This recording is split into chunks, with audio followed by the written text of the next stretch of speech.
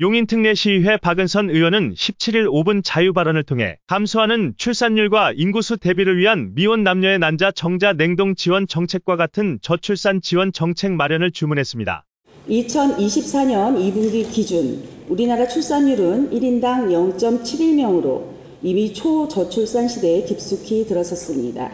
또한 여성의 사회 진출 및 복합적인 이유로 출산 연령이 점점 높아지고 있습니다. 통계청 자료에 따르면 평균 초혼 연령이 남성 34세, 여성 31세로 점점 늦어지고 있으며 이로 인해 결혼 전 가입력을 보존하려는 미혼 남녀의 수요가 급격히 증가하고 있습니다. 실제로 차병원 그룹의 통계에 따르면 미혼 여성의 난자 냉동 시술 건수는 2010년 14건을 시작으로 2021년 70배 이상 증가했으며 2023년에는 110배 이상의 증가율을 기록했습니다. 가입력 보존에 대한 관심은 남성에게도 마찬가지입니다. 미혼 남성의 가입력 보존 의향은 기혼자보다 4배 이상 높다는 최근 연구 결과도 이를 뒷받침하고 있습니다.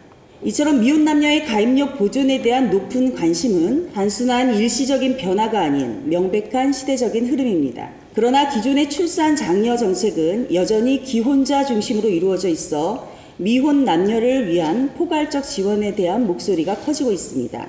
난자 냉동 시술 비용이 약 500만 원에 달하는 현실은 개인에게 큰 부담이 될 수밖에 없으며 이는 비혼주의의 확산과 만혼 현상이라는 사회적 변화와 맞물려 더 이상 미룰 수 없는 시급한 지원 과제가 되었습니다. 특히 청년층은 저출산 문제 해결을 위한 실질적인 대책으로 미혼 남녀를 위한 정책 마련을 강력히 요구하고 있습니다. 시대적 요구에 발맞춰 보다 적극적으로 대응해야 될 때입니다.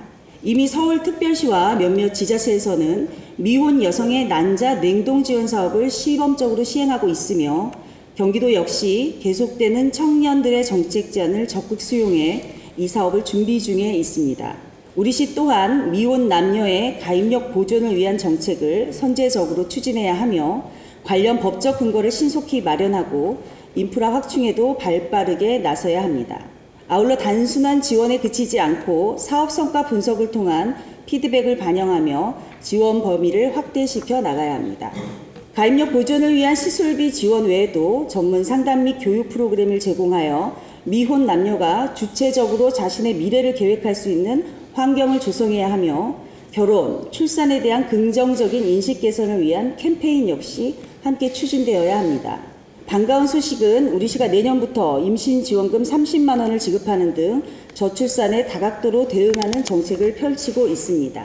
이와 같은 정책들이 성공적으로 실현되기 위해서는 단기적 정책에 그치지 않고 용인시만의 다양한 요소가 반영된 장기적인 인구 정책 로드맵 수립이 반드시 필요합니다.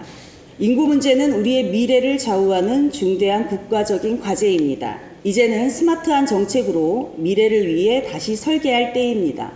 건강한 가입력 보존을 위한 미혼 남녀의 난자 정자 냉동 지원 정책은 우리 시민들의 목소리가 담긴 실질적인 대책이자 저출산 해결을 위한 시대적인 요구입니다.